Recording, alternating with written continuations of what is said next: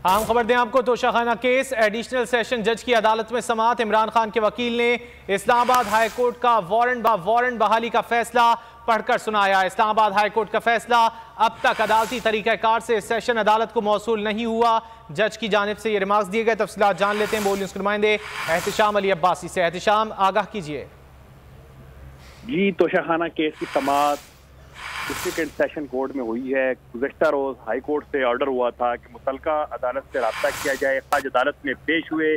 ख्वाजा आरस ने अपने दलाइल में अदालत को बताया कि इमरान खान अदालत में हाजिर होना चाहते हैं। एफिडेविट की तैयारी तो एक तो सिक्योरिटी के हवाले से महफूज नहीं है, दूसरा ये है कि इमरान खान के नॉन बेलेबल वारंट जारी किए गए।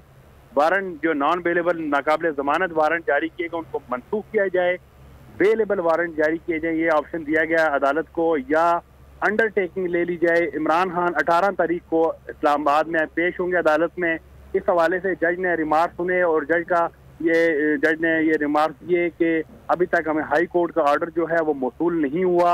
हाई कोर्ट का ऑर्डर मौसूल हो जाए तो फिर हम इस पर देखेंगे। उसके साथ साथ इलेक्शन कमीशन की तो भी मौका दिया जाए कि इलेक्शन कमीशन भी अपना मौका यहाँ पर पेश करे। दोनों तरफ से दलाइल सुनेंगे। तफसीली दलाइल के बाद अदालत ने जो है समाअत 12 बजे तक मुलतवी की है। 12 बजे दोबारा ये समाअत होगी जिसपे इलेक्शन कमीशन भी अपना मौक़िफ़ देगा। उसके बाद अदालत फैसला करेगी कि इमरान खान के नाकाबिल जमानत वारंट गिरफ्तारी मनसूख करने हैं, अंडरटेकिंग लेनी है, या इसी के जो फैसले को बरकरार रखना है। ये 12 बजे के बाद फैसला होगा। जी, अदालत ने समाअत 12 बजे तक के लिए मुलतवी कर दी है। एहतिशाम, आपसे मजीद भी अपडेट्स लेते रहेंगे। फिल वक्त शुक्रिया।